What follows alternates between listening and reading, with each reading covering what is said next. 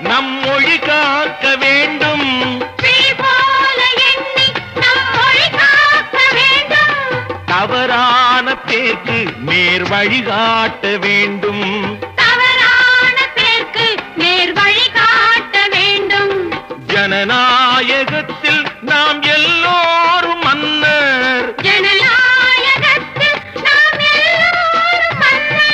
தென்னாட்டு காந்தி அந்நாளில் சொன்னார். தென்னாட்டு காந்தி அந்நாளில் சொன்னார்.